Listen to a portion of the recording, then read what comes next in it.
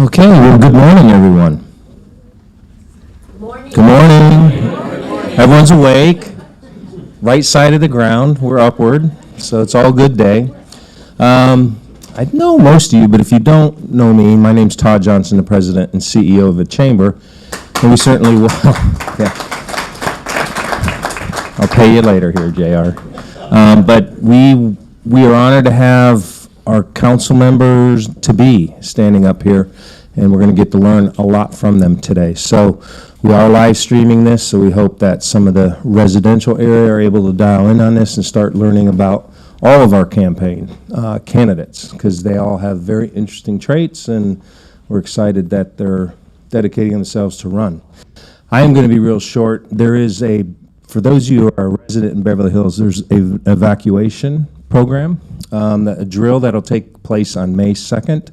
All the information is on this and the website, and I just wanted to make a mention of it because it will be happening, and God forbid, we want to be ready when something goes down and our city is prepared to deal with these kind of things. So, but other than that, I want to just welcome everyone. I appreciate everyone's time in coming here, and I'm going to turn it over to Blair Schlechter, who's, what's your title? Oh yeah, Senior Vice President and, what is it?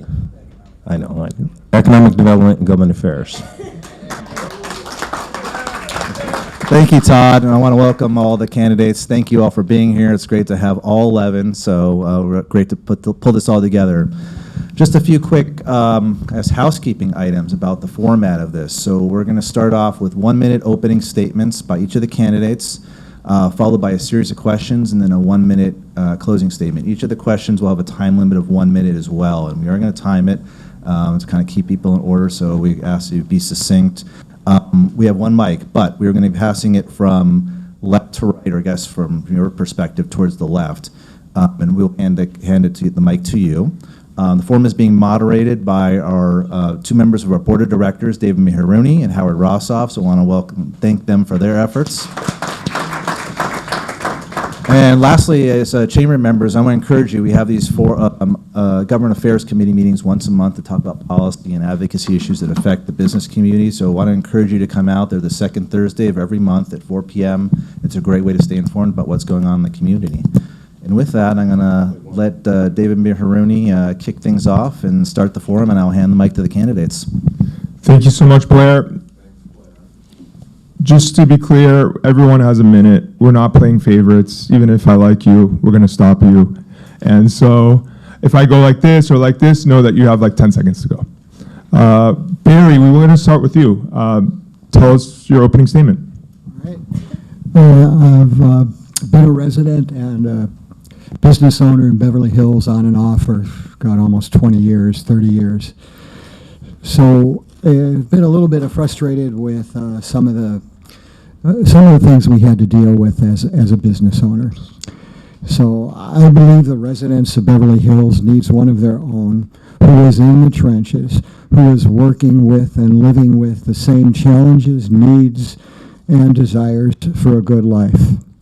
We need a visionary who can help make responsible changes for the good of all, not just the elite. I want to be an asset to the residents and the city working towards a common goal. Thank you. Thank you so much, Barry. Les Friedman. Councilmember Les Friedman. The clock has started. Barry, you were 20 seconds early, but now you may be. So first of all, I want to thank the Chamber for hosting this forum. It's forums like this that really inform the public, and it's always very important that we do that and let people see who their potential elected officials are going to be. The businesses of Beverly Hills are our lifeblood. The businesses do provide 70% of the revenue that the city is required to provide the services that we have. In the coming years, we are going to be having events in the city and the surrounding area, such as the World Cup, the NFL Super Bowl, and the 28 Olympics. We have to have Beverly Hills ready for the thousands of visitors, and most importantly, we need to manage safety and security. While all of this is going on, we also have to make sure our residents have access to their daily routines. To accomplish this, it will require experienced leadership on council to navigate the next 4 years. I have that experience. Thank you so much, Les. Councilmember Les Freeman. Andrew Cole, I do not have that experience on this council for sure. I lived in Aspen for 14 years and worked there on Corporate Lodging Commission, which basically oversaw the downtown area, events, restaurants, retail, etc. I'm going to jump to my kind of theme idea for this real quick thing called the good, the bad, and the ugly, because I'm a film guy. The good, the Beverly Hills brand. Normally, the Beverly Hills brand 20 years ago, 10 years ago, you could just say Beverly Hills and it had it generated business. Now you have to actually work your brands. So that's kind of the good. The bad.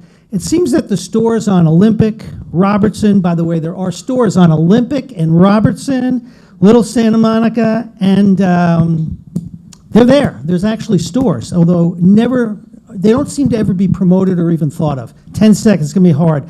The ugly. The ugly would be how the city treats their redheaded stepchild, which I call South Beverly Drive. So I had more, but I guess I'll do that when I come back. Thank you, Mr. Cole. We have Andy Licht. Thank you. Thank you for the opportunity of being here. I really appreciate it. Just to give you a little background, I've spent essentially my entire life in Beverly Hills. Went to Hawthorne, graduated from Beverly. My wife and I have been married for 35 years, Lisa. We raised our children here. They went through the schools, all K through 12. I just feel very protective of the city, and that's why I'm running. I've loved it since I was 6 years old. Professionally, I bring a unique combination of experience. BA from Berkeley in economics, master's degree from USC at the film school. I became the youngest producer ever at Warner Brothers under contract at 23 years old. I've managed real estate investments, taught at USC in the film school for 16 years, and went on to produce many, many films. Thank you so much, Andy. Thank you. Jonathan. Hi, thank you. Jonathan Mariande, right? Yeah, Morandi. Oh, Morandi, sorry. Yeah, thank you. I'm Jonathan Morandi. I'm a filmmaker, father, Beverly Hills resident. I'm running on one platform. I think we need a charter for Beverly Hills. That starts with a charter study commission. Filmmaking has taught me that through engineering complexity with hundreds of people on teams, budgets in the millions, regulatory compliance across jurisdictions, these are the same skill sets that run a city. But here's why the business community should pay attention to this. Permits take 5 to 8 weeks. Commercial vacancy in the triangle is 12 to 15%. And with the metro lines opening in a month, we have no tax incentive zones to capture that opportunity. Our Beverly Hills government was designed before we had traffic lights. As a general law city, we operate under Sacramento and we need permission to innovate. A charter would give us home rule. That would give us the ability to cut permits to 5 days, create transit development zones, and compete on our own terms. There's 121 California cities that are charters. It's time we join them. Thank you so much. We have former Mayor Sharona Nazarian, current council member. Good morning, everyone. I'm Sharona Nazarian. I've called Beverly Hills my home for 35 years. I've raised my children here with my husband, Daniel. I'm honored to serve the community that I love. I think that Beverly Hills needs proven and effective leadership. During the past year, I saw that there was going to be some economic hiccups, and we've really tried to encourage having a safer Beverly Hills. We've improved public safety. We want to have transparency, and we want to support our businesses. Through my spotlight with Sharona, we've gone to various areas in the community, including Robertson, South Beverly Drive, trying to invigorate our businesses. Our small businesses are the heart of our community, and we want to ensure that they're successful, because when they're successful, we are successful. Amazing. Thank you. We may get out sooner this time. We have Rebecca Pine-News. Okay, thank you. Beverly Hills is being led reactively instead of proactively, and that has real consequences. We're at a turning point. The decisions we make now will shape our city for decades.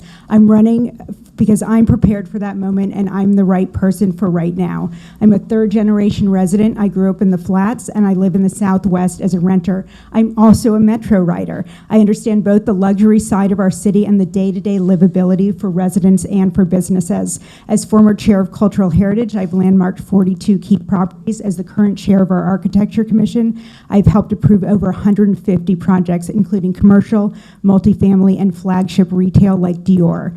I've spent over a decade showing up in the city. I'm deeply engaged in housing policy, metro, and planning. I stay in our council meetings until 2 a.m., and I love it. I've built relationships with regional leaders and earned endorsements across our city and our region because I've been doing this work for years. I'm not just showing up now. Many former mayors and planning commissioners encouraged me to run. Oh, Thank you, Rebecca. thank you. Thank you. Ariel Rofim, sorry. This is so exciting. Nice to meet everyone here. My name is Ariel Rofim. I am a lifelong resident. I'm a local attorney. I'm 33 years old, 34 tomorrow. And this is such an exciting opportunity because I really love this city. I've gone from here to UC Berkeley, to the White House, to the University of Cambridge, and I've really gone all over the world and come back and realized that this city is slipping away from how I remember it. And I walk these streets and I meet these business owners, and what they say is that things are different. And today, we have 80 empty storefronts just in the Golden Triangle. And I counted it myself. That's not something to ignore. That's something to really pay attention to and come together and figure out how we can make Beverly Hills relevant again. And I bring a generational change to this council. I'm here to really join a team. This isn't about me. It's not about one person. It's about how we can join a team and make the city better. And I think I bridge that gap and bring a whole new generation into Beverly Hills to help make the city relevant. Thank you. Thank you, Ariel. Clayton and Saunders? Clayton Saunders. Yes. I go by Moshe. That's my Jewish name. You love the city not for the 7 wonders and not for the 77 wonders, but because it has an answer to your special questions of why we live here. I was born military family, born in Fort Jackson, South Carolina. I base to base with my father, retired colonel, and have started many businesses. And I have quite a few different opportunities and things that I want to do for this city to make it more productive. That's not going to cost taxpayers 1 penny. They're not going to be raised up one cent whatsoever. So what I want to tell you is that the city needs a lot of work with the metro coming in, the security, at the 21 synagogues, the 5 churches, and the 1 mosque that we have here need tighter security. Thank you so much, Moshe. Thank you. Hi, everyone. I'm Russell Stewart. It's nice to be here. Thank you so much to the Chamber for hosting us. I am proudly here to represent the SOW, south of Wilshire, the forgotten lands of exceptional people, exceptional parks, exceptional streets, and one that we need to focus on once again. Public safety is the #1 priority for almost every single voter who I've spoken to. I am proud to be endorsed by our law enforcement officers and our firefighters. I currently serve on the school board, as many of you know, which we have turned the school board around. We brought in a #1 superintendent, 3 new principals, 2 women, the first female at the high school in 50 years, and the first woman of color. It's been an incredible transformation, and I want to do the same thing for City Hall. Thank you so much, Russell. Roger Tenenbaum. Hi, thank you for having me. I'm Roger Tannenbaum. I'm running my campaign on homegrown. I was born and raised here in Beverly Hills. I went to El Rodeo. I went to Beverly Hills High School, and my family's been a part of our community for 80 years. My grandparents, Marjorie and Norman Tyre, believe it or not, bought a home in the Flats for about $18,000 in the 40s.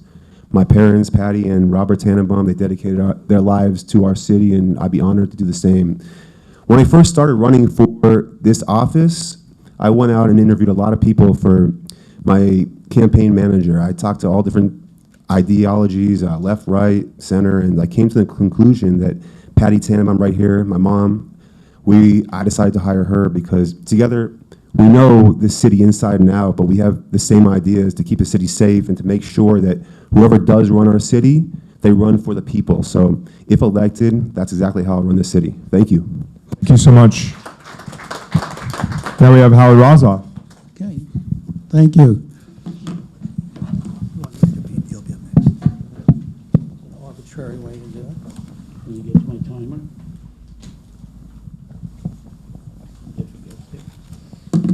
Anyway, we're going to start with the questions, but we're going to jump around a little bit so that everybody gets a chance to be spoken or to speak up earlier than they waiting for the end of the list. So I we're going to like start. the end of the list. We're going to start with you, Mr. Cole. Sure. All right, the first question is really a two-part question. It's a little bit different for the incumbents and those who are running for the first time. For the incumbents, what would you like to do or complete during a second or third term? And what would be your priorities going forward, including crime, homelessness, and the economy? Starting with Mr. Cole. I'm not an incumbent. I know you're not. I'm sorry. I'm lost. The Sorry. I'm sorry, my fault. Non-incumbents, what are your priorities going forward, including crime, homelessness, and the economy? And what programs of the previous councils would you support and would like to continue, or what would you change? And that's in a minute? You want me to answer that? Wow. Okay. I can't even answer that in a minute. As far as safety, I actually don't feel unsafe here. I'm not quite sure why. I understand safety is a major issue, and I vote yes for safety. I think my biggest change I would make, again, would be talking and promoting the business sector. I think, again, south of Beverly is a great example of an area that has been, South Beverly Drive, ignored. They used to wash the streets. They used to paint the curbs. They do nothing. It needs a reboot, and if 70% of the income comes from store owners, I think those people need to be looked at. Okay, I mean, I can't answer all those others in 15 seconds left. Who do you want me to hand this to? Okay. Next is Andy Licht. There you go. I assume same question. Yes. I'm running because I love the city. I know the city. I've served the city. I care deeply about it. It's an opportunity to elect someone who deeply understands every aspect of the city. I've actually spent 14 years on commissions, 6 years on traffic and parking, 6 on planning. I'm in my second on cultural heritage. I'll not be a lobbyist after my term on city council. As far as homelessness, it's a regional issue. We need to deal with the county and neighboring cities. We need to make sure our police are well funded and make Beverly Hills as business friendly as possible.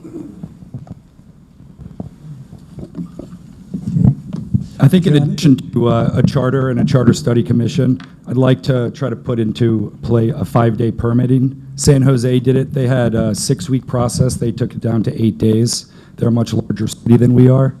In terms of homelessness, I think it comes down to 3 things. One, we should enforce the codes we have.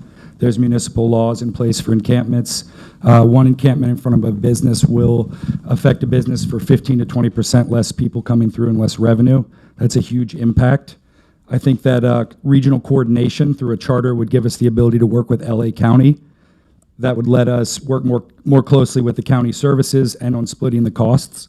And third, investing in the business districts, cleaner streets, better lighting, visible security. This all is paramount into how business is played in this city.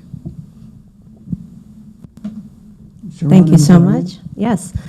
So you asked about crime, homelessness, and the economy, correct? Okay.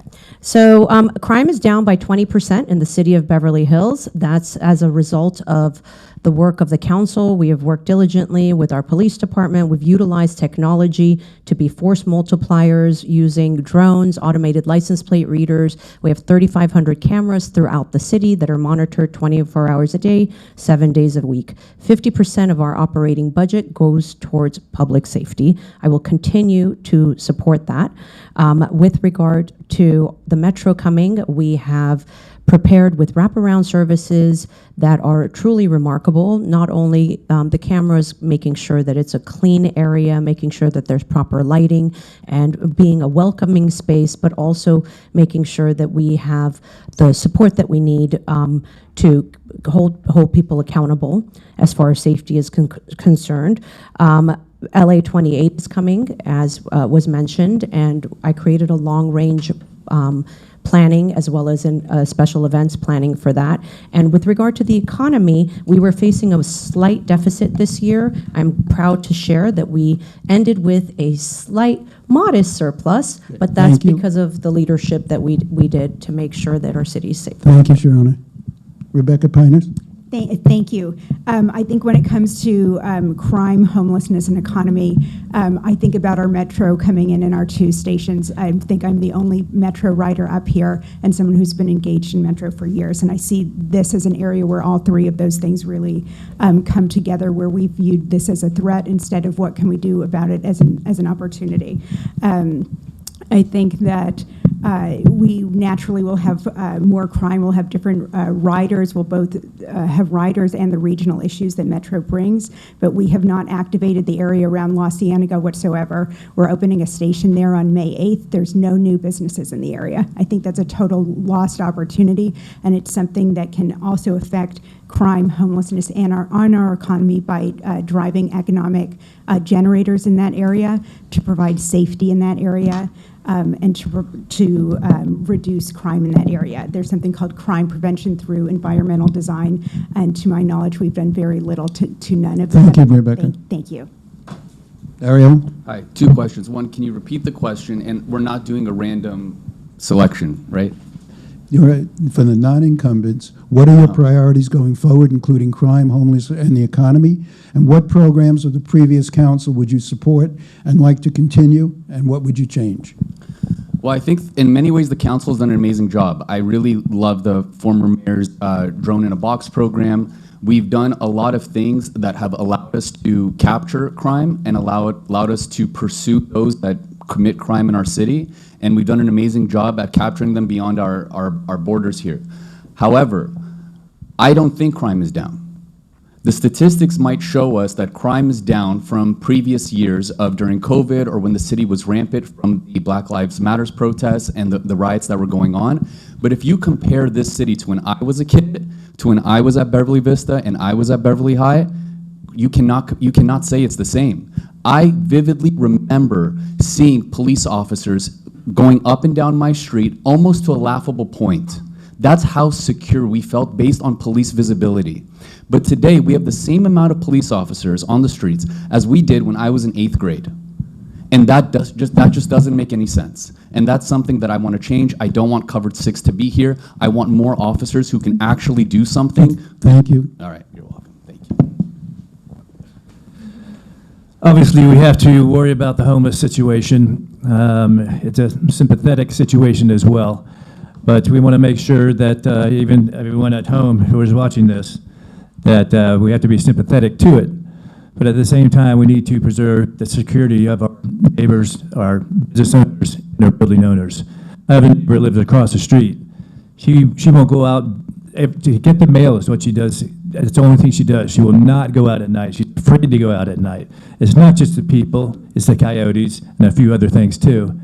But the security is the highest on my level. I believe that all the high schools should have and will have metal detectors, and they also need to have uniformed police in front. We're going to be spending over $800,000 for 6 new police officers and 3 at each station, metro station, and I think that's not sufficient enough. Thank you.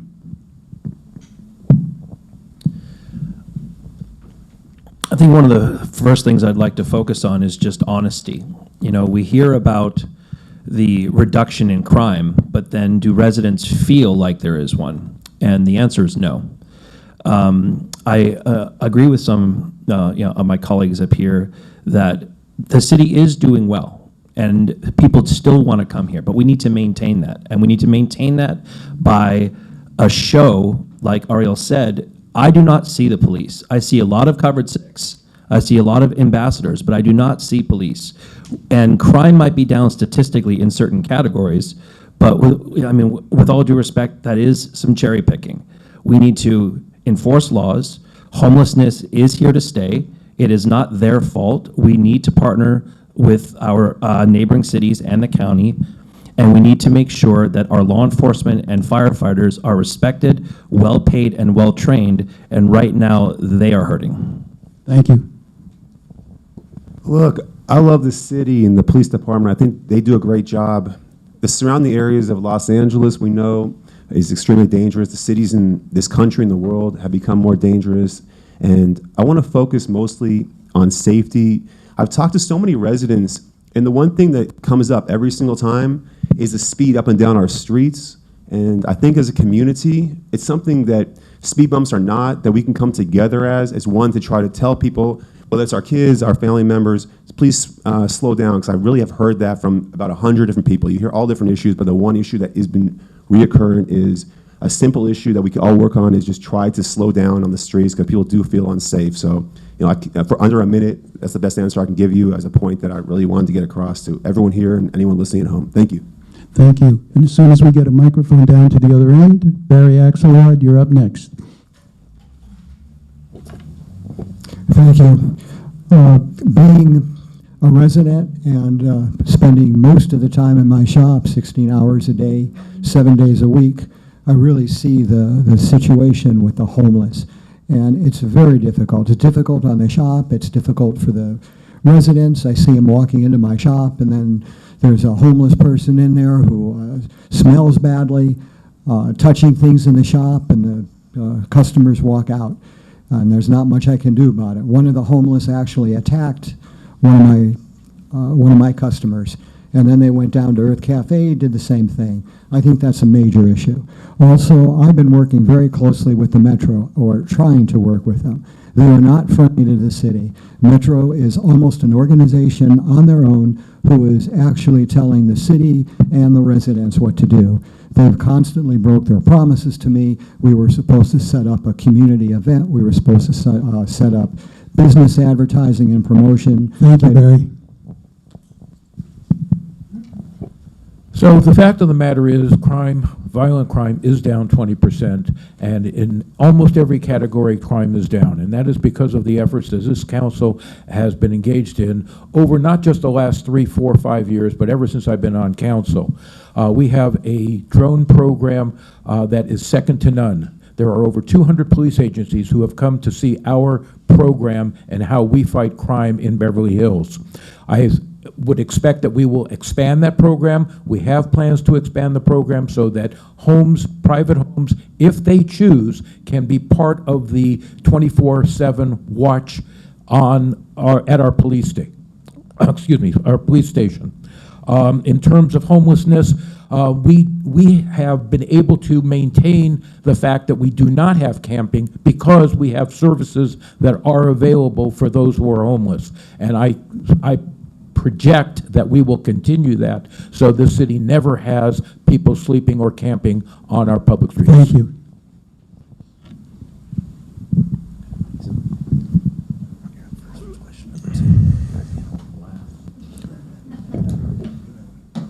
Guys, ready for the next question?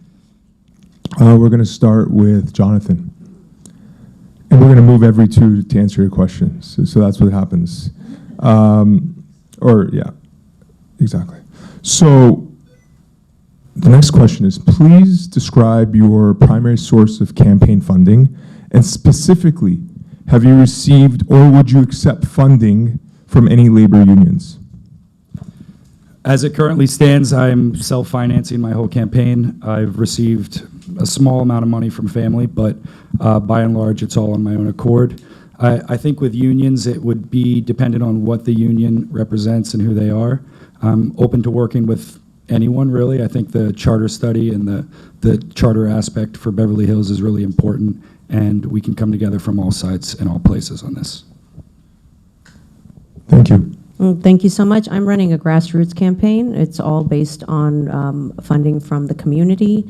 And actually, one of the things that I voted on with my colleagues was to keep the campaign maximum at $500 a person, as well as $100,000 maximum, because I believe that it shouldn't be about how much money is put into a campaign. It should be about the work and really connecting with the community, the businesses, the residents, to be able to find the best candidate for the job, the person who is going to put in 100%, give of their time, their energy, and it shouldn't be about who has the most amount of money. Thank you. Thank you. Thank you. I'm doing a combination of self-fundraising and also fundraising from the community. I'm incredibly grateful that I've received donations of varying sizes from $36 to $500 from community members of all ages, from parents in our schools, from older adults in our community. I had about 10 people who co-hosted a kickoff for me with over 200 people in attendance. And just really proud that our community is coming together around a new voice with deep roots here. Thank you. So when it comes to campaign financing, I have been, I'm very grateful that most of the people that are contributing to me, it's the first time they've ever contributed to a campaign election ever.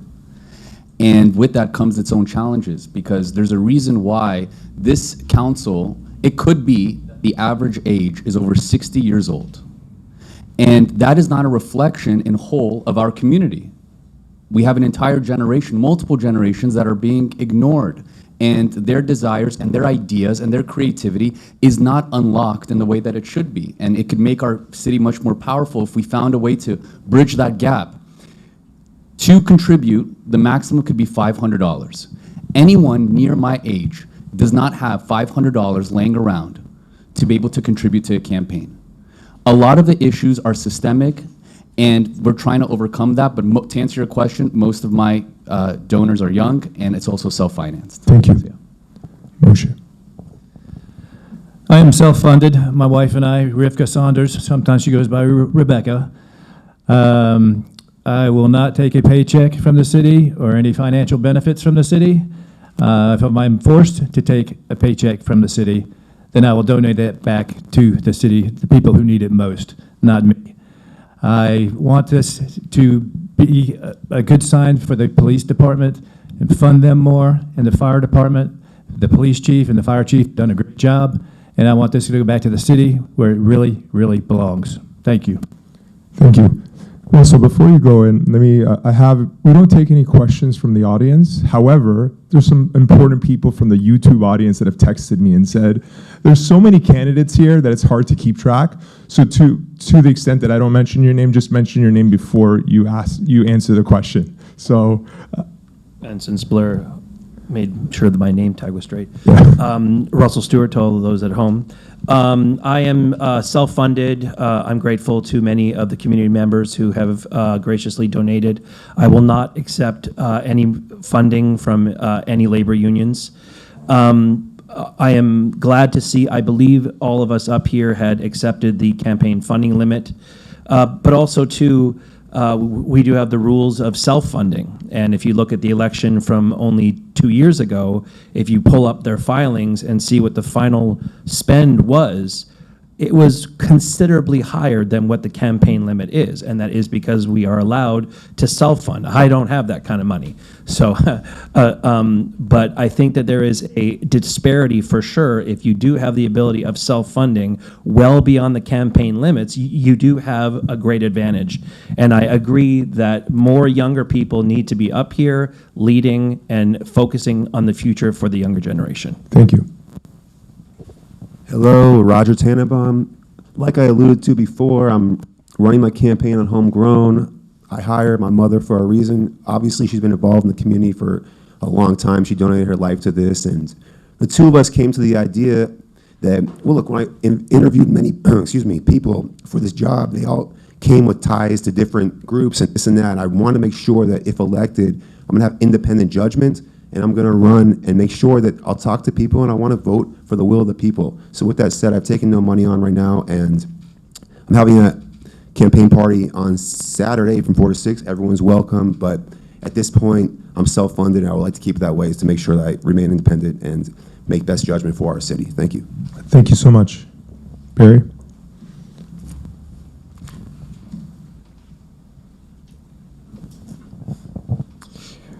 At this particular point, I'm self-funded. I like to do a grassroots type of movement. I want to work with the people. I don't like the idea of wealthy investors coming in and trying to influence how I run my business or how I can run the community or work with the community. I feel it's important to be able to get my points across. I'm grassroots. I believe we need a lot of creativity and a lot of new technology in order to be able to create a safer community and get, I think we need to start some task force that can actually work with the city so the people are heard. Most of the members of the committee or the city are not business people. They are not familiar with what a business has to go through in this, or even what a lot of the people have to go through in order to create a campaign. Thank you so much, Barry. Lester Friedman. So my campaign also is self-funded in that I provided the initial funding. I am getting donations now. They're community-based donations. My campaign staff is all Beverly Hills based. I didn't hire a professional in any way, shape, or form. It is community based. In terms of union money, I don't think I've ever received union money. I do not anticipate getting union money. But this is really if the community doesn't get behind the candidate, then you don't have any business being in office. And I truly, truly believe that. And I have a very wide base in the community that has contributed, and whether it be $500 or as little as $50, that is the basis of my funding. Thank you so much.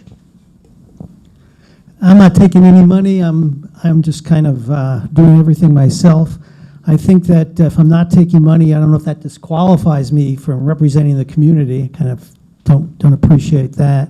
What I find most interesting about the whole process, which is why I'm running, is the fire department, the police department went out and endorsed people. But they didn't talk to anybody. They talked to the people they endorsed, but they didn't talk to everyone on this council or everyone running. And I find that it's disrespectful. So my campaign is basically about pointing out some of the small things that I think are hurting the city and hurting the process.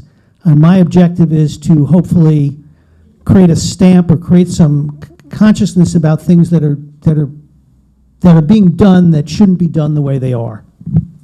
Thank you, Andrew Cole. One more. Andy Licht. My funding has come from me, my friends, my close associates, my business associates. I haven't asked anybody for money. They just are appearing, and it makes me feel really good. I don't have any union endorsements, so I don't expect any contributions from unions. Would I accept one? Depends who it was from and why they were doing it, but no, I don't have any union endorsements. Thank you so much. I think that's it for the questions. Okay.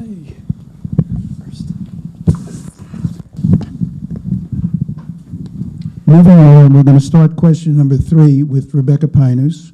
The question is, given the number of builder remedy projects that have been green-lighted, how would you prevent further projects from being greenlit, and how would you deal with the impact on traffic, city services, and utilities on those that have already been approved or are on track to be approved? Thank you. This is a great question, and this is an area I'm super passionate about, and I've been involved in issues of housing policy for years. I think the builder remedy projects are our city's biggest misstep. I think having an unapproved housing element from 2021 to 2024 and allowing 16 projects to come in was a massive mistake and shows we need people with policy and planning experience on our council. I will bring that. Going forward, I think we need to have an approved housing element. I think we should be working on that right now. I'm somebody who's been actively for years building relationships with both regional and state leaders. I've gone to Sacramento and lobbied. I'm a rare person who's done that. In terms of the buildings that are coming, I believe we need to be approving all of the 16 projects. In terms of issues of parking, the city has been proactive, like the city of Los Angeles, in creating restrictions for street parking for these projects that have no parking or parking Thank you, minimums. Rebecca. Thank you. And again, Go on please about announce this your for- name when you begin answering a question. Can you repeat the question? Question is, given the number of builder remedy projects that have been greenlit, how would you prevent further projects from being greenlit? And how would you deal with the impact on traffic, city services, and utilities on those projects that have already been approved or are on track to be approved? So I'm Ariel Rofim. Well, let's be honest. Builders Remedy Projects is not something that was approved. Builders Remedy Projects was a penalty on the city for not meeting its housing element. So, I don't think we'll be in a situation where we need to, decide if we're going to approve a 26-story building that's in the middle of a bunch of one-story homes. Hopefully that never happens again, and I don't think it will. When it comes to public works and how these builders remedy projects affect the surrounding community, Beverly Hills feels like one small town, but it really is a bunch of little districts.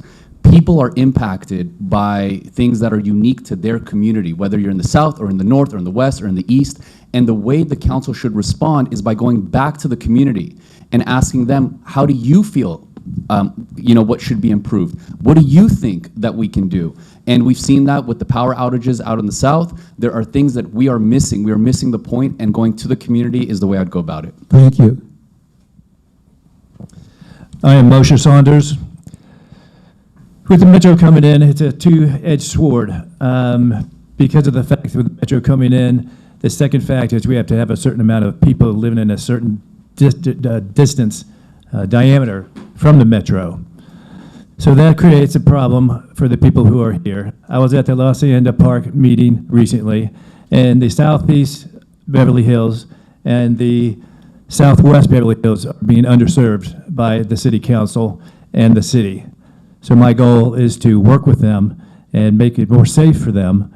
And I think that with the infrastructure that we have here, the buildings are going to be built. The people were very unhappy at the La Hacienda Park meeting, and that they should have a right to have a say and to the time that they have with the council. Thank you. Thank you. Russell Stewart again. It's about leadership. Leadership on this council chose the commissioners, who then failed to pass our housing element, which got us here now. The rules to build these buildings were done in Sacramento. Those are also leaders, elected officials. One of the things that no one ever talks about is we have an election on June 2nd, not only for us, but for the primary for governor, and then in November for governor. We need new leadership in Sacramento as well to reverse a lot of these punishments that are being put on small cities like ours. I was at the Southeast meeting where people said we were never supposed to be affordable. It's Beverly Hills. We're not supposed to be penalized like other cities. So we need changes here, but we also need changes in Sacramento. So I hope everyone gets out and vote and make those changes happen. Thank you. Roger Tannenbaum. Obviously, our city right now has a lot going on. We have a lot of new projects coming in. It's going to be a different, we've been talking about this for a long time, and everything's coming to fruition as of now. So I agree with Ariel in terms of infrastructure. With AI, we can't have the Southeast losing power. So now with all these new development projects, something we need to work on. And obviously, AI takes a lot of energy as well up, and we need to make sure that our infrastructure is going to be able to handle that. With Builder's Remedy, look, it's an unfortunate situation that we need to deal with, and we fell out of compliance. And with that said, it's in the past, and we need to deal with that as of now, because what are we going to do? I mean, things happen, and with that said, if I was on the council, I'll go up to Sacramento and try to make alliances with those who are trying to come down on us and make our life more miserable down here in Beverly Hills. So again, best we can do is try to work with Sacramento and make sure that we remedy a problem that right now we're going to have to deal with for the foreseeable future. Thank you. Thank you. Blair's going to get in his 10,000 steps today.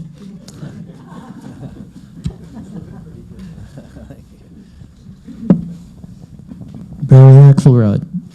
Yes, I am Barry Axelrod, and these particular situations, problems we have, are not created in Beverly Hills. They are created from Sacramento. A lot of those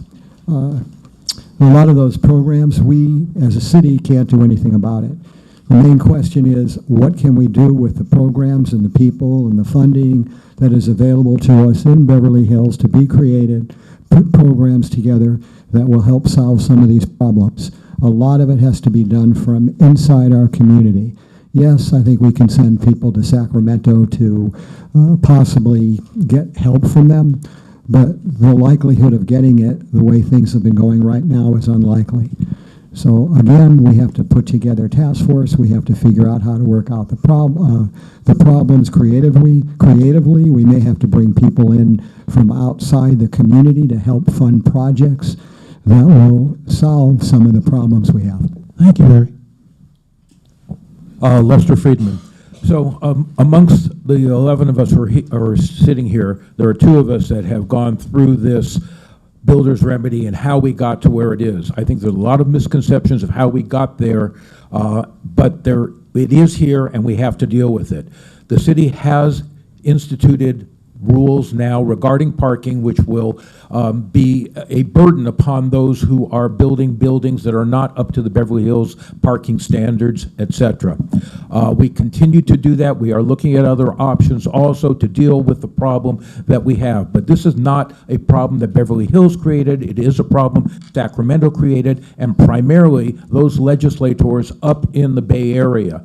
Our local legislators, at least at the very end here, have tried to vote against extending the builder's remedy projects. So with that, I think that anybody wants to ask me how we got there, it's going to take about an hour, hour and a half to tell you that, but I'd be glad to do it. Andrew Cole, I think how they got there was massive failure on part of those in office and those in staff. I mean, basically, it's a penalty. So the question is, what do you do about it? How do you control the build-out? Parking? Excellent idea. Leverage is the key word here.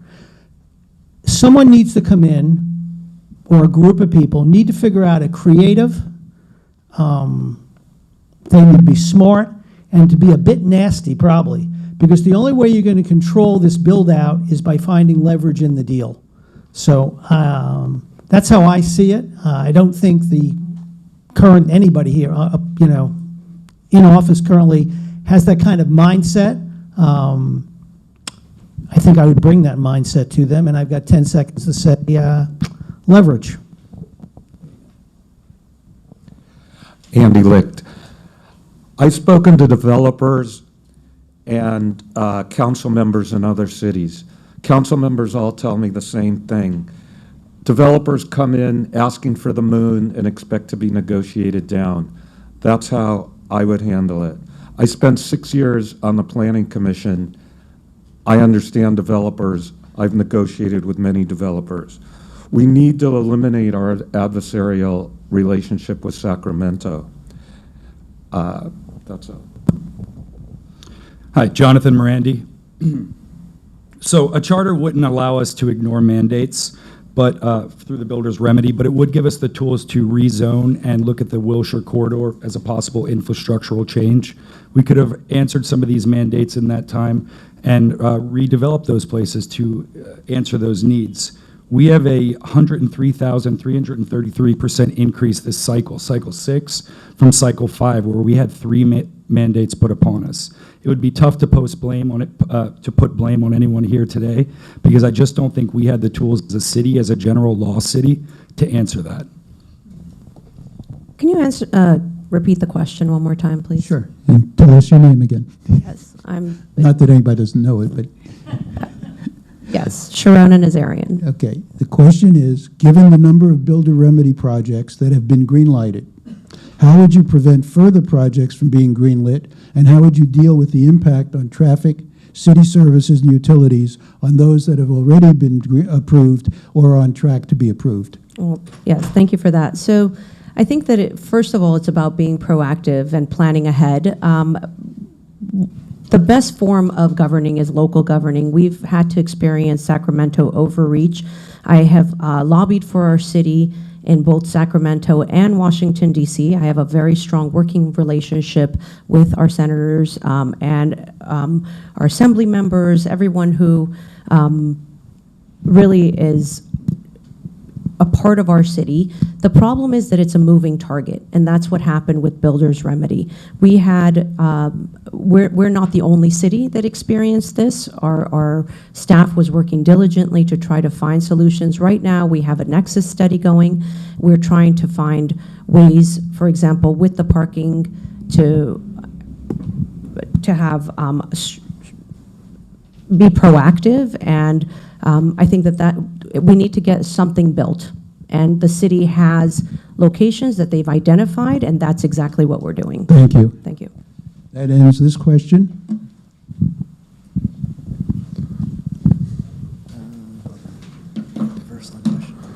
We're going to start with motion. This one's going to be a little bit easier. So, and some of the candidates have already spoken about this, but areas outside of the Beverly Hills Triangle have somewhat been left behind. What are your plans for development of both residential and commercial growth in those areas, including Southeast Beverly Hills? I am Moshe Saunders. I said before that the Southeast and the Southwest zones have been underserved. I believe there's a lot of tear downs that are there that are going to be creating more housing for the people that live there, and they're not happy about that whatsoever. And for the people at home, if you've been in that area, I guarantee you're not happy about it either. I think we need to work in conjunction with Sacramento, as other candidates have stated, and work this so that it would be a better place for everyone happy, enjoy this community, and especially for the businesses, as we said, that there are a lot of businesses that are empty, and we wanted to get those redeveloped. And I have a plan, I have several plans to create income for the city and revenue for the city without any taxpayer costs whatsoever. Thank you. Russell Stewart. I think the city missed the boat. I think, the subway has been coming for a very long time.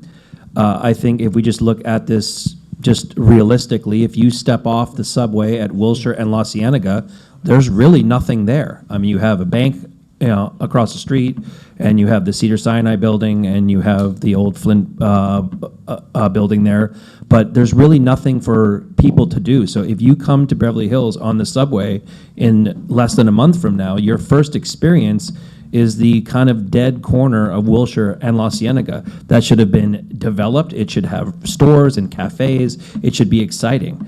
So the Southeast is the future of our city. It should be vibrant. It should be explosive. It should be happening. It should be awesome. And right now, that is the number one thing, because we're going to have that subway open very soon. And right now, it shows a brand new view to so many people, tens of thousands of people. And right now, it's very disappointing. Thank you.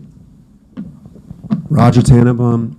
Look, I'm again running on homegrown. I would like to promote local businesses to try to come and be promoted in these areas. The more local businesses we have, the more character we have. I think that, someone like Tara, for example, if we could get her into a property over there, take care of her. She lost her shop due to the fire next to Porta Villa, and it's something we haven't reached out to her and to other small businesses. We need to take care of them. We have Crescent, we have Rita, we have the clearest people who live here. We have Rita, we have Pioneer Hardware, we have Utah, we have Beverly Hills Market, of course, we got Mr. Alex. We need to make sure we promote these businesses. We all love Chanel. I see Chanel bags in here. I see Hermes bags in here. And with that said, they're not going anywhere. But small businesses, again, like Tara and others, we need to help them out. We need to make sure they feel welcome here, and we need to make sure they're surviving in our rising cost city, and make sure, again, that we keep them to make sure that we have character and keep the charm of our town alive. Thank you. you.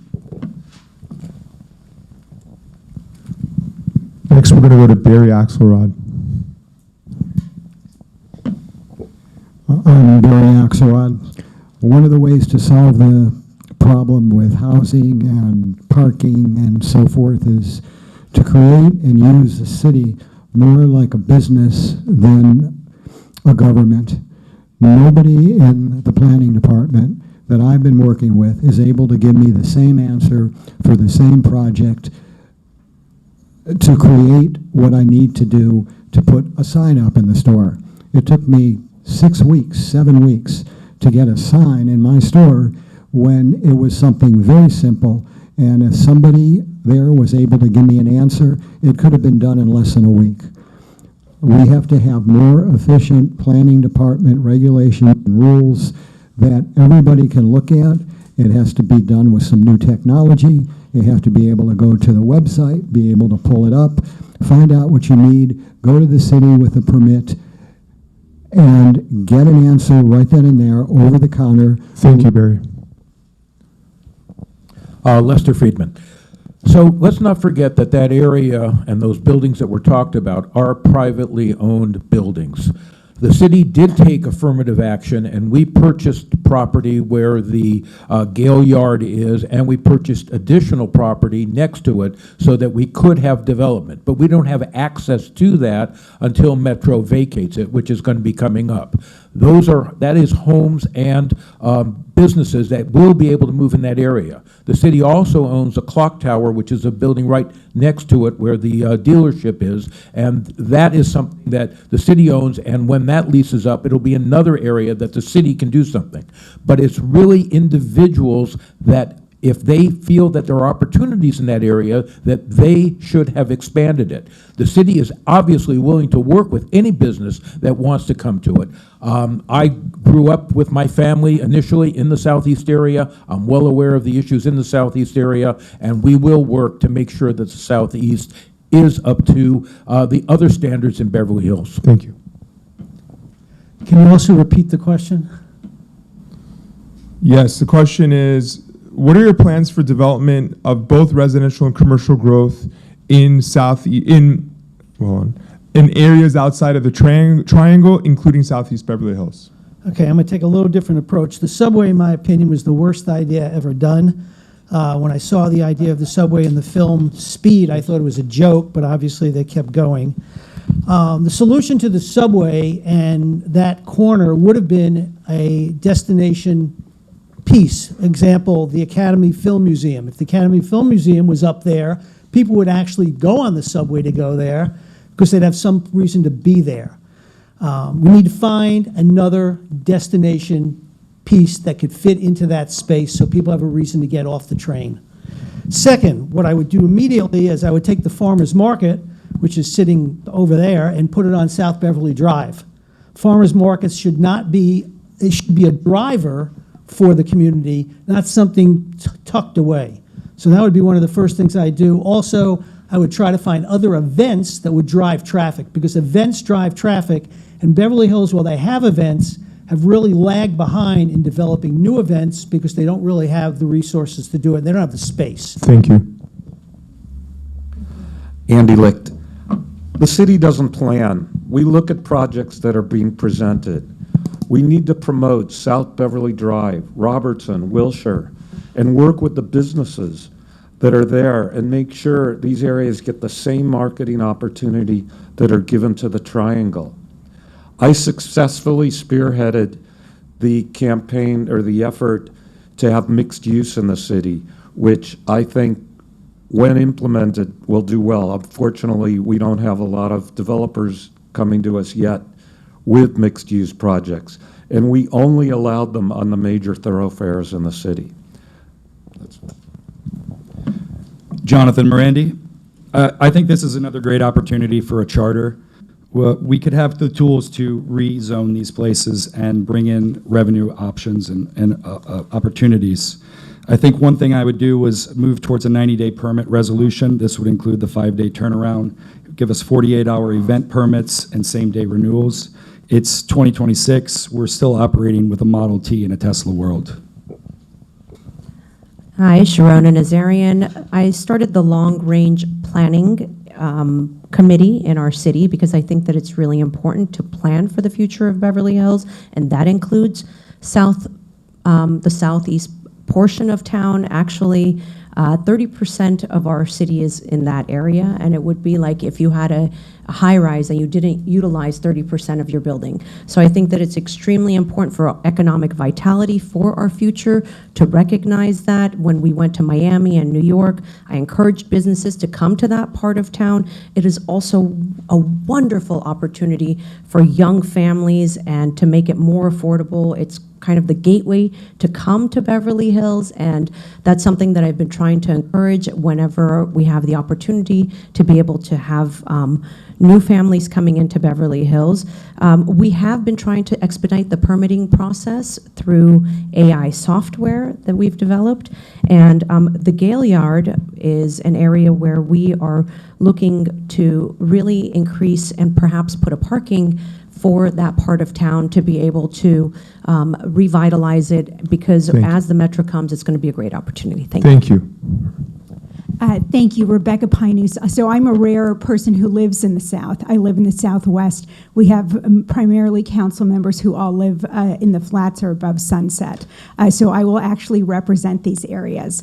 I'm somebody who wants to have regular town hall meetings at both monthly at Roxbury and La Cienega, because we are not engaging with residents in these areas whatsoever, and they don't often have the opportunity to come to late night meetings at our city hall. In terms of development, we're going to have a huge amount of development already in these areas. SB 79, our transit, we're going to have transit-oriented development by both of our south metro stations. We have the bulk of the builder's remedy projects coming to both the southwest and the southeast. We are going to see a massive residential development in these areas. In terms of commercial, we need to do a much better job. We have a ton of businesses in these areas, small businesses that feel like they're being ignored. An idea from a business owner I spoke to in the South was they're a small business. They feel nobody on South Beverly Drive, no one knows they're there. Having a map in the hotels of what are all of our small businesses. Thank you, Rebecca. Thank you. Ariel? Yes, Ariel Rofim. So I'm also from the South. I also born and raised in the South, live in the South. And I understand what the South is going through from before and what they have coming forward. We do have a lot of development coming, but from my own family perspective, I am concerned about rent increases throughout the South. We are talking about all this development, but I think at the same time, we're losing the challenges that a lot of these families are facing and the fears they have. Because with these developments, with the metro, you're going to start thinking that, oh, my rent's going to increase. What's going to happen here? And that's the part of the city that we need to keep, maintain, and give attention to. Now, I think we're also losing the fact that we're Beverly Hills. I've come back to the city and I'm like, do you know who you are? Because we're acting like we're in the valley or somewhere. We're Beverly Hills. And a part of that is realizing that we need to have more events. We have an amazing Father's Day event that happens every year. We flood the streets with people. We should do that more. And we need to think about how we can bring the community out and become an anchoring experience for international tourists. Thank you. I think you went on to the next question.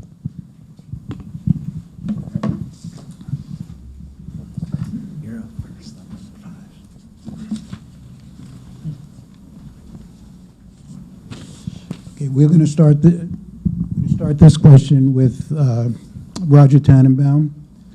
The Chamber of Commerce works to promote business in and for the city. What are your thoughts to improve the relationship between the business community and the Chamber so that we can advance the interests of the community? Again, Roger Tannenbaum, I spoke about this in my last answer.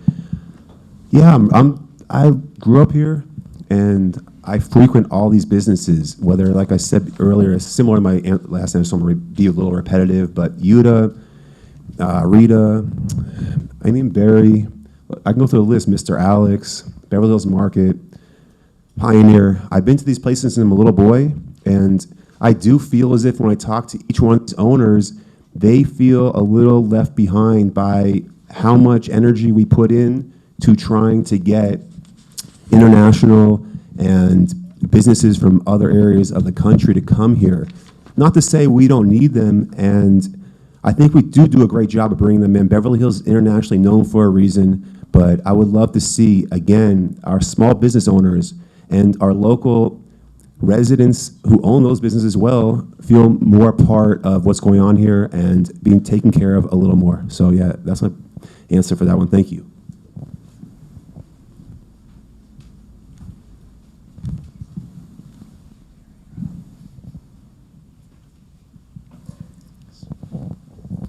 I believe the question was centered around the Chamber of Commerce. Is that correct? Yep. Okay, I've been working with Todd in the Chamber of Commerce for several years. I believe the people need to get a closer relationship, and the businesses a closer relationship to the Chamber, help the Chamber expand. We're a major city in California, and we have less representation and less to do with the Chamber of Commerce than most of the cities in California. I've been involved with Valencia, with West LA many years ago, and the Chamber of Commerce always had a much higher representation than we do in Beverly Hills. The Chamber has an incredible opportunity to make it a major force in the direction of Beverly Hills. Lester Friedman. So the Chamber of Commerce is an independent organization funded by businesses and membership, and has a work plan with the city, and the city does provide funds to the Chamber of Commerce in order to promote the city of Beverly Hills. I have been a part of some of the business retention meetings that have been set up both locally and in New York and Miami, and the Chamber does an excellent job of promoting the city itself. Obviously, there are inhibitions of businesses coming to Beverly Hills because of the cost. It is not inexpensive to locate a business on Beverly Drive or on Cannon or on Rodeo Drive. But I think that the Chamber has done an excellent job, and I think that we present ourselves when we go outside to promote businesses that they are very anxious to come here, and we have had many businesses who have recently opened up within the last 2 or 3 years. Thank you, Lester.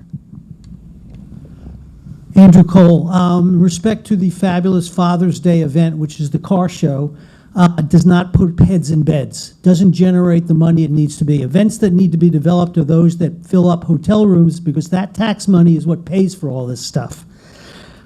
What I would do, the Chamber gets $730,000 from the city. $120,000 they go to New York, $120,000 they go to Miami, $133 is to promote a shop local program, which I have no idea what the hell that is. Before I would give the Chamber $1, I would make them walk into every store other than the Golden Triangle and meet the owners.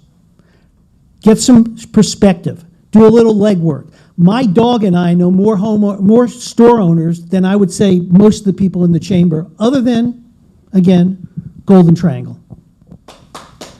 No, thank you. I'm a dog mother. Andy Licht. The Chamber is an essential part of Beverly Hills and the city.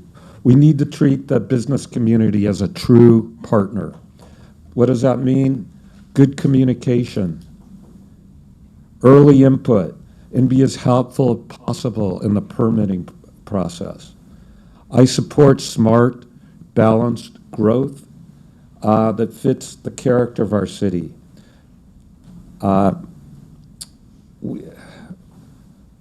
We should be proactive and strategic and working with Sacramento. I've talked about that before, but that's so important. We need to avoid local projects that are imposed on us. Jonathan Morandi. I think everyone in here knows with your businesses that permitting taking 5 to 8 weeks, you're bleeding out on rent money, which is very difficult when you're opening and starting a new business. I think homeowners also agree that getting the permits you need to add a renovation or just upkeep some areas of your house is extremely difficult and a time-consuming process. I think we're discussing two things here. On one side, there's an option to manage the broken system, or my suggestion is I'm proposing we fix the system at the heart of it with the charter. Thank you very much, Sharon and Nazarian. I think that there needs to be a direct line of communication between the city and our businesses. That is something that we have diligently been working on.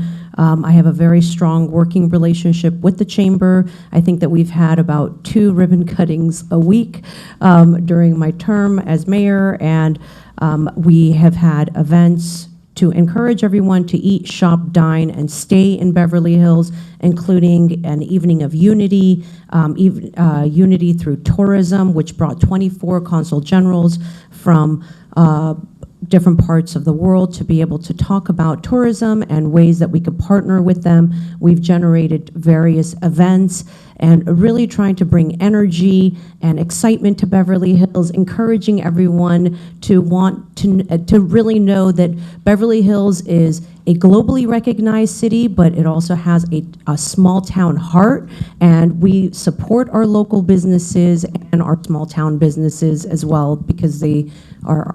Thank you. Thank you. I have a question. Can I? No. I'm sorry. The answer is no talk from the, Okay.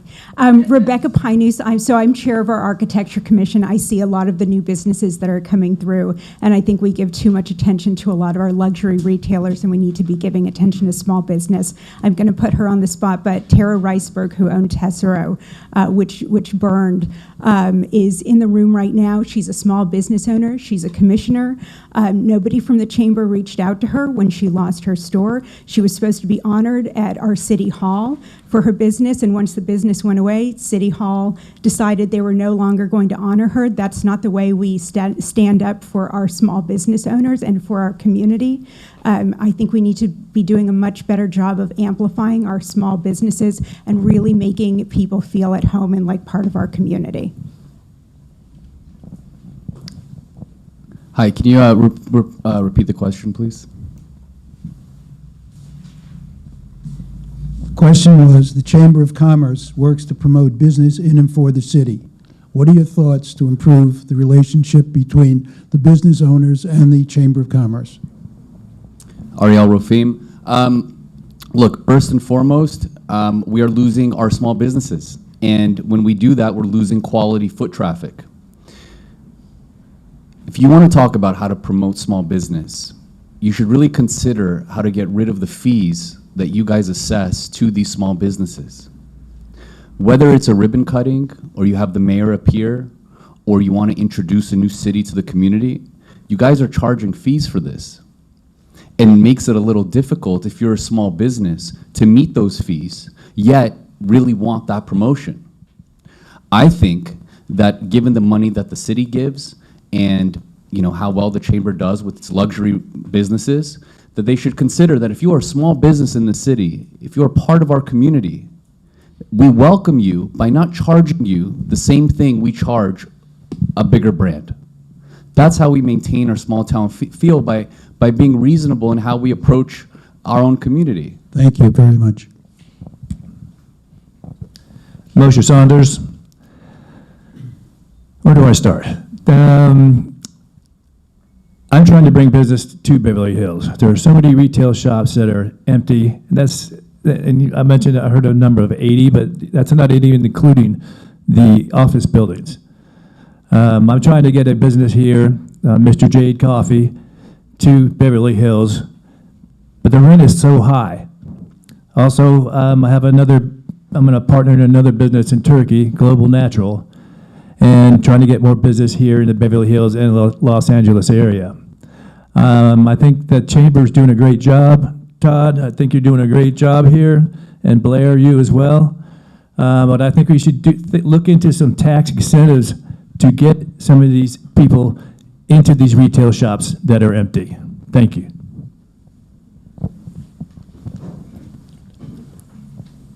Sorry, Russell Stewart. I have been a chamber member. I have not been a chamber member.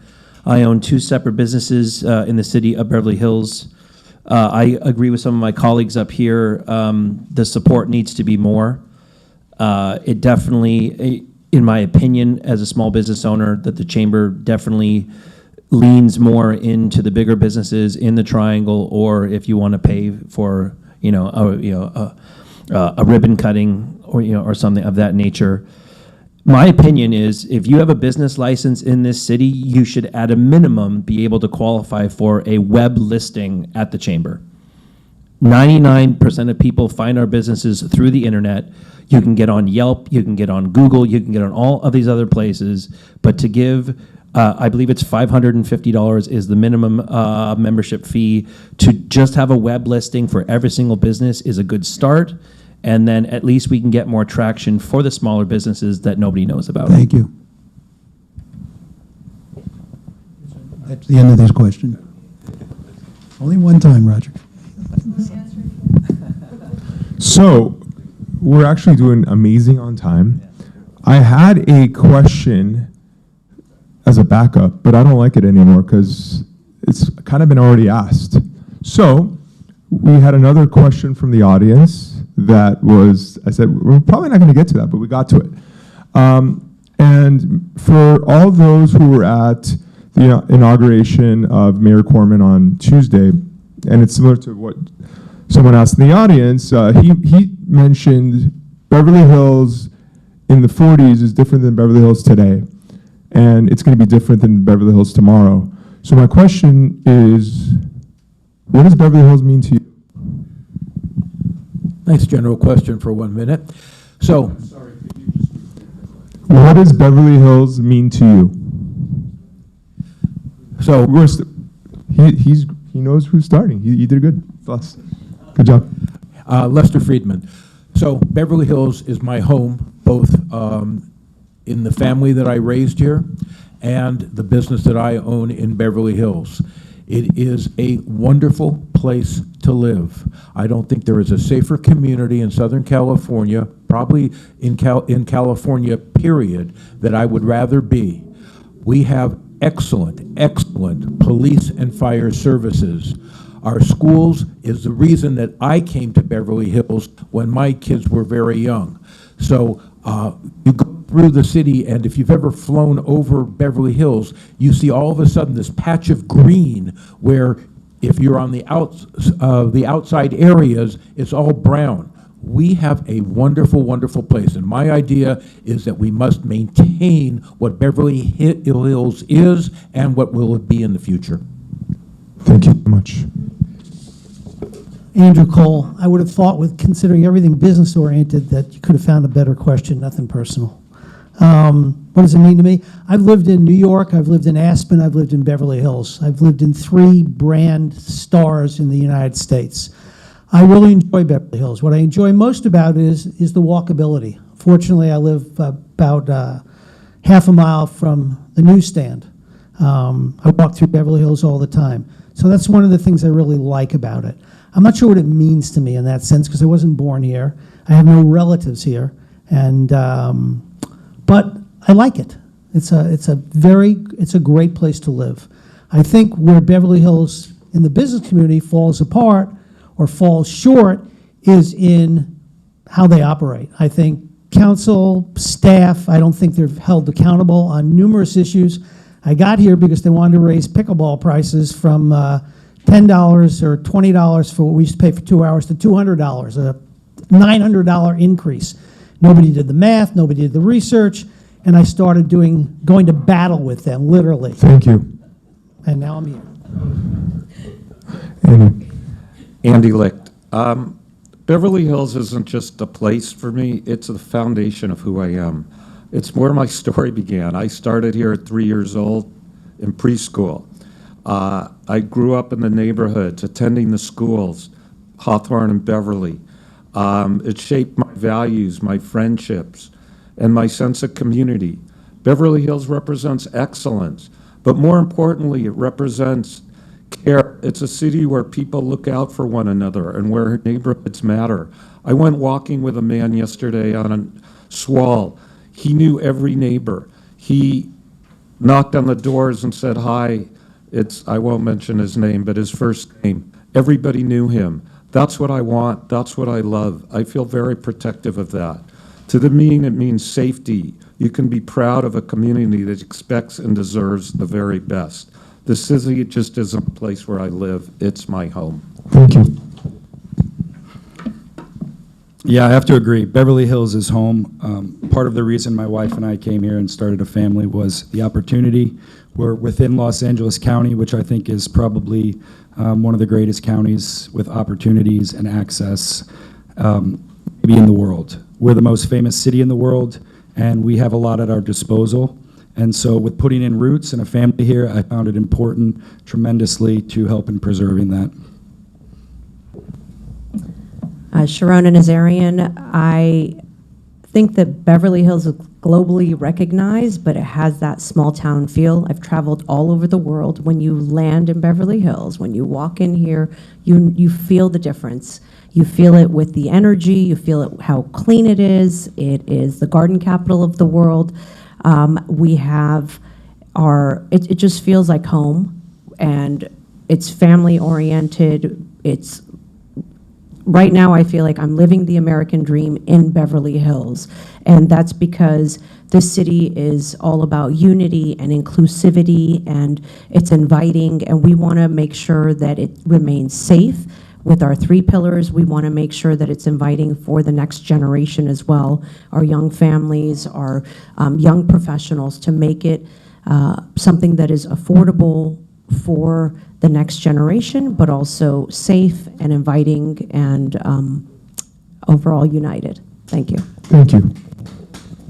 Thank you. I'm somebody whose family has their roots in Eastern Europe, and when my great-grandfather came to the LA area, he thought he had landed in paradise with citrus groves in the wintertime instead of snow.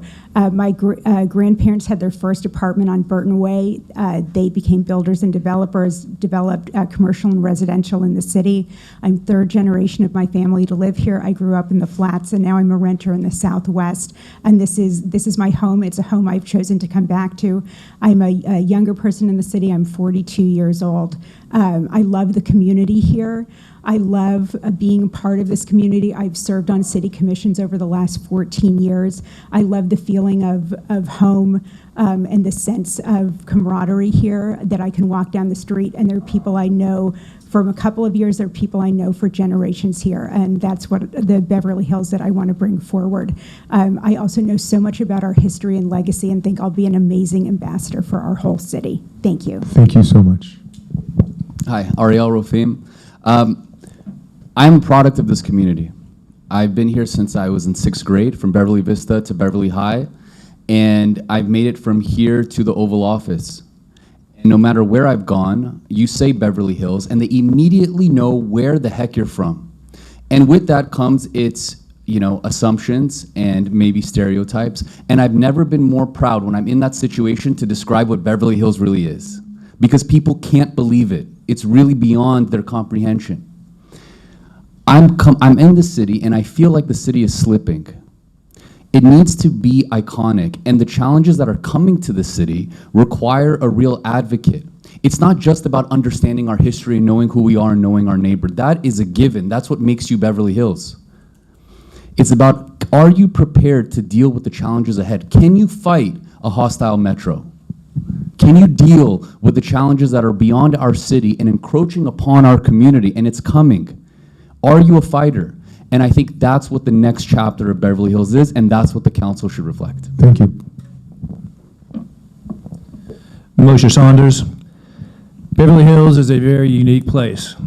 There's no other place on this planet like Beverly Hills. We want to preserve the character of Beverly Hills and not have too much overgrowth, too much traffic.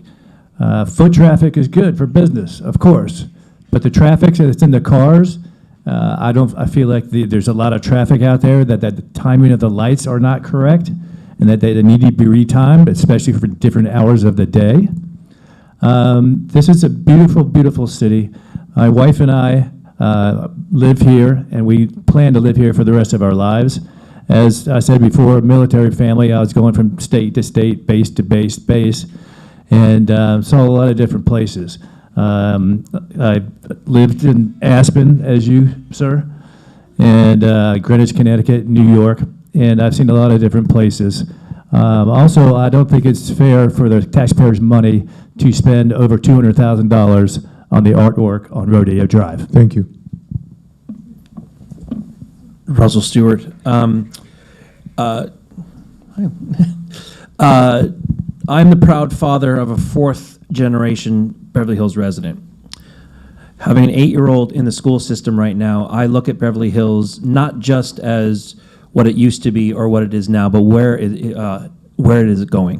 What kind of future is going to be there for my daughter? And I think Jonathan is the only other person up here who has small children. The future of our city relies upon strong leadership to understand what the actual issues are. I share a block with my friend Clayton here. We are 2 doors down from each other. South Bedford Drive is basically like a high-speed freeway. Olympic Boulevard at night is an even bigger freeway. We have speed problems. We have all of these other issues that need to be dealt with immediately when it comes to the small town feel, especially south of Wilshire. Thank you. Roger Tannenbaum, again, I'm going to reiterate one more time, I am homegrown. I love this city, and it's my honor to represent us all. I'd like to say a few things in regard to this question. First, I've lived in Boston, I've spent a lot of time in New York, and I always knew I'd move back here. And I love being here. There's something about our city that I can't describe, but there's stars in the eyes here, and I love that. The one thing I think we could do in Beverly Hills is be on the forefront of bringing Hollywood back to this state, to this city.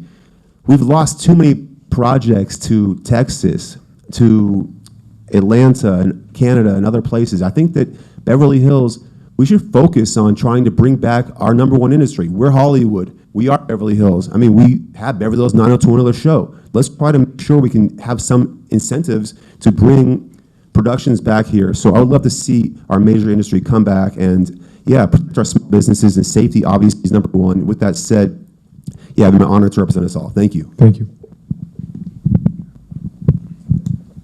We have one more. Then we have Barry. No, we started with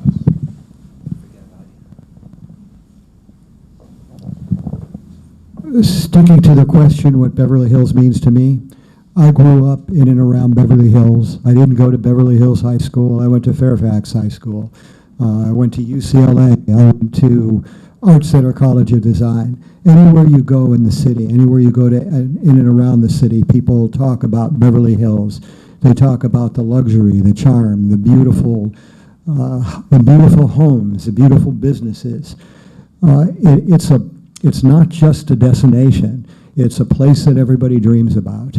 I finally got my opportunity to live and work in Beverly Hills. It's everything I thought it would be. And I like Roger, I believe we have to bring it back to the beauty, the luxury, the Hollywood, all the things that people want to see and go to. We're almost like a Disneyland to the rest of the world, but we're also losing that. And I miss what we had in the past. I want to try to bring it back, but bring it back in a more modern way. Thank you, Barry.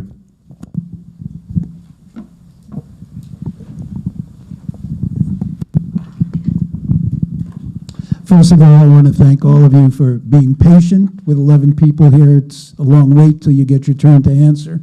But thank you for your patience and waiting to answer our questions. Now you're going to have an opportunity not to answer a question, but to give your own closing statement.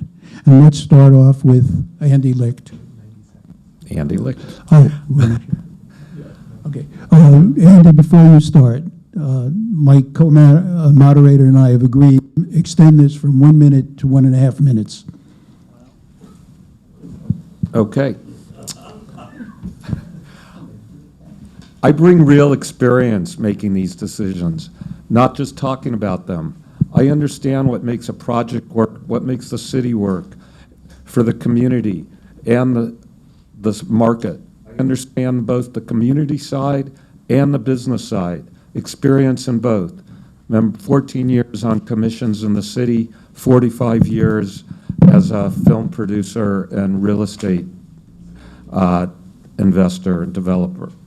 I understand both I support smart development, a more efficient city process, and working with, not against, the realities we face from the state. I'd be honored to earn your support. Jonathan Morandi. Beverly Hills has always set the standard in luxury, in lifestyle, and innovation. It's time we set the standard for governance. A charter study commission is how we do it. It would be community-led, resident-approved, and built for the city that we are, not the city of 1914. Jonathan Morandi, think of me June 2nd. Thank you very much. I'm Sharona Nazarian. I've called Beverly Hills my home for 35 years, even though I'm an immigrant to this great nation. English is my third language. My priorities are very clear. Keep Beverly Hills safe by strengthening our police and fire department and using smart innovation and technology to lead. I am pro-resident. I'm pro-business because I'm pro-Beverly Hills. I believe in addressing homelessness with care and real solutions with wraparound services, plan ahead for preparing for the metro expansion, protecting our neighborhoods, and standing up for local control. I listen, I definitely show up, and I deliver absolute results. I will continue to serve with my heart, with strength and unity and integrity. My focus is clear. We must continue prioritizing public safety, economic vitality, preserving the unique character of Beverly Hills. Together, we will protect our neighborhoods, support small businesses that are the heart of Beverly Hills, and ensure our city remains clean, welcoming, vibrant for generations to come. If you want proven and effective leadership, vote for Sharona Nazarian. Thank you. Thank you. I'm Rebecca Pinus, and I feel I'm the right person for right now. I've spent the last 14 years serving on our city commissions, and I'm deeply engaged in housing policy, in metro, and in planning. I stay in our meetings past 2 a.m., and I even watch our city council meetings while I'm on vacation. I've built relationships with our regional leaders. I've earned endorsements across our city. I've been doing this work for years. Former mayors and planning commissioners have encouraged me to run because they know I'm smart. I really understand policy beyond just serving on a planning commission. I care deeply, and I'm really prepared. Right now, we're dealing with major issues from builder's remedy to metro, a heavy reliance on hotel tax and economically sensitive development revenue, and we cannot keep being reactive. As the only young woman running at 42, I'm a Southwest resident. I have a background in urban planning. I'm uniquely positioned to represent both the luxury and livability needs of our city, and I will honor our rich legacy and inspire our bright future because I believe I truly bring the best of all of these worlds together in one person. Thank you so much. I'm Ariel Rofim. First, I want to just say that I'm very grateful to be here and how amazing it is to be in Beverly Hills and be able to, give my platform and express, how lucky we are to be here. When it comes to Beverly Hills, we have issues that are seen and unseen right now.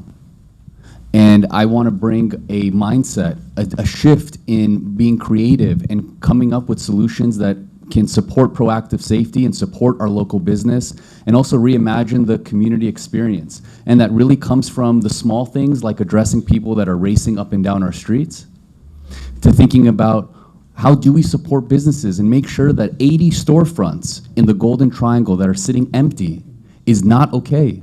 That is not a strong Beverly Hills. That alone could be a business community. And they're sitting empty. We have a high turnover rate. That's not acceptable. And I think we need young, new energy to see how we can bridge the gap between local government and what's going on in our streets. And I think I am the candidate for that. I'm an attorney. And I think a lot of what we see as a community are a bunch of legal consequences. Do we understand the process? Can we avoid catastrophe? And some issues I have is that even in our closing statement, as candidates, we are reading a script. That is something to pay attention to as a responsible voter. Thank you very much. Moshe Saunders. This is a great city. I love this city, as everyone here does. This is why we live here. If not, we would live in Santa Monica, we would live in Hollywood, but this is the place we choose to live. We don't want Beverly Hills to be Hollywood. We don't want it to be Santa Monica. Otherwise, we would live there.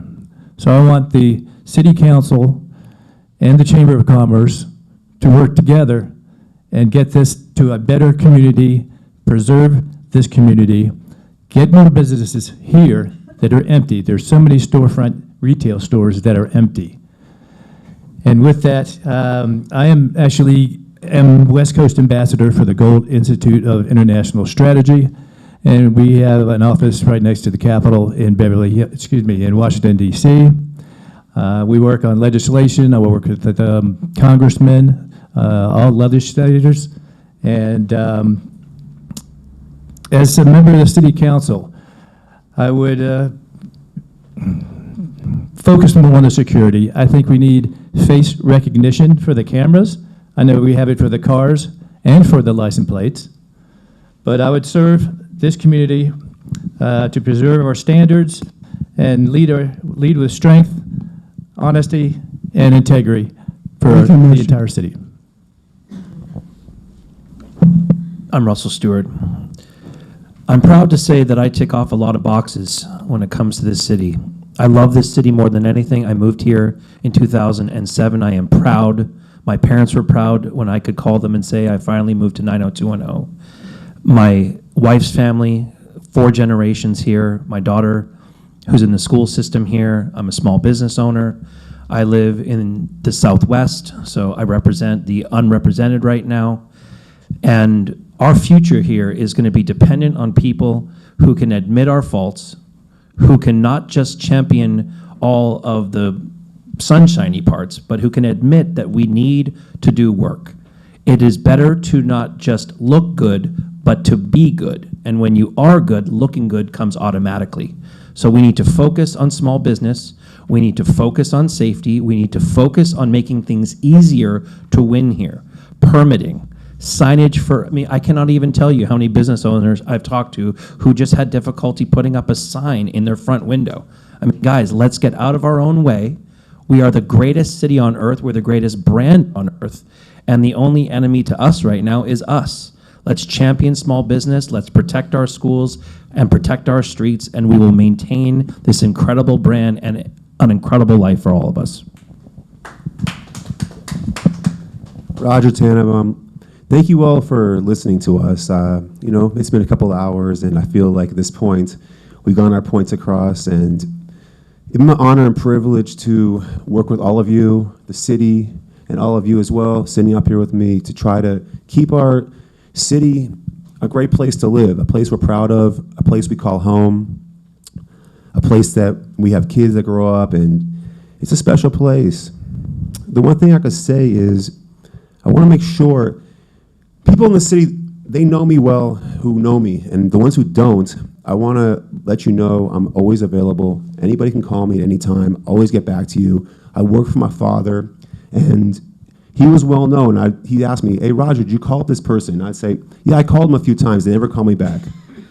It would bother him, but what I noticed was people who don't pick up your phone calls because you can't do something for them, those are the people that I don't want to be. I want to make sure no matter who it is, no matter who you are, I'll pick up your phone call. And if I don't, I'll make sure to call you back as soon as possible, because I want to hear from every single person who lives here, hear their ideas, because I know the everyday person is on the ground, and those on the ground are the ones who can give us the best ideas of how to move this city forward.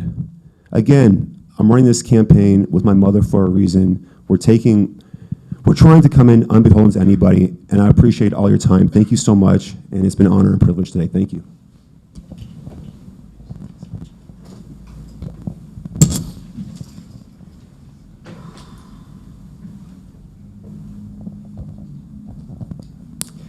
For the last 3 years, I've been watching how the city operates. I've been watching how government operates. I've been listening to politicians and residents, and I do hear a lot of I want to make the city better, or I want to be able to create something that people will come to me for and say I did a great job. I don't think it has anything to do with I. It has to do with the city. The city has to say, the residents has to say, you guys are helping us out. You guys are working with us to create something better, to bring the city back to the glory and luster it used to have. I remember walking down the city and being able to see people like Dean Martin and most of your celebrities walking down the street with everybody else. And that was a real draw for me and for my friends, because we didn't live in Beverly Hills. We didn't have the money or the social status to do it. We have to bring Beverly Hills back to that day. That means that government and people have to work together. There has to be creative new solutions. The government has to act like a business in order to be able to use its resources to be able to raise money from outside the community, rather than trying to get the money from the businesses who really aren't in a position to pay for it. Thank you. Lester Friedman. This coming election is really about experienced leadership in order to best protect Beverly Hills and ensure its prosperity and brand. Security and safety are always job number one for local government. I have demonstrated by my ability to lead the city through the most difficult of times.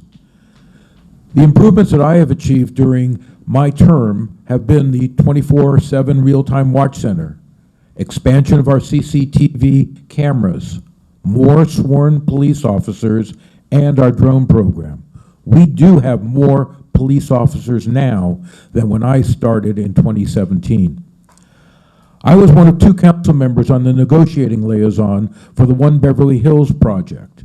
It will bring much-needed revenue to fund, expand, and maintain the excellent police, fire, business, and resident services we have. We will be welcoming LVMH's flagship complex in the next couple of years, which will enhance the crown jewel of our business district, Rodeo Drive, and so much more, in order to keep our city the #1 destination in the country. I have the experience and knowledge to get things done and continue the work of keeping our streets, our homes, and our financial future stable. Thank you. Andrew Cole, I'm going to take a different approach. I don't know if everyone needs to have experienced leadership. I mean, that's kind of like a phrase. It sounds good, but I don't think that's what the city needs. I am a realist, which is definitely a problem. I am a long shot beyond long shot. If this is Vegas, they're not even putting me on the board to win this spot.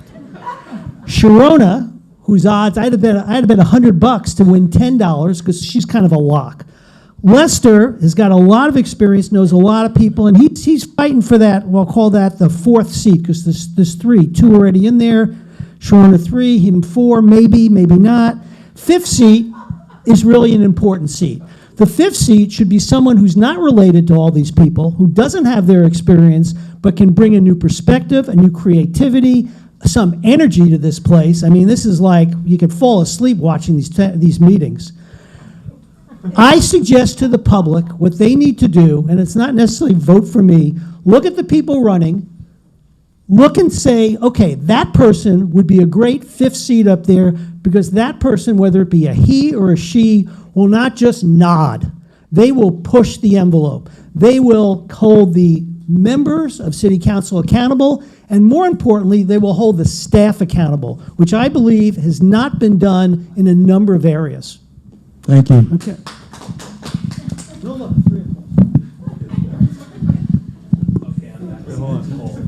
Would you like to be moderator next year? I've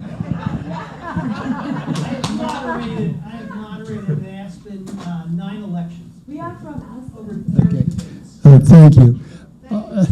Yes, I will accept that. On behalf of the Beverly Hills Chamber of Commerce and the community of Beverly Hills, I want to thank you all for being here, for having the patience, because there's 11 of you, to wait for your turn to respond. We appreciate all of that. Again, thank you, and that ends our forum.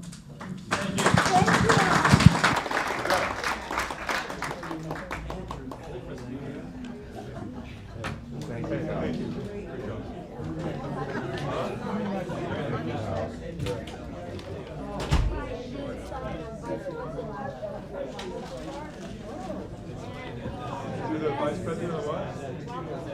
Oh, nice. Great job.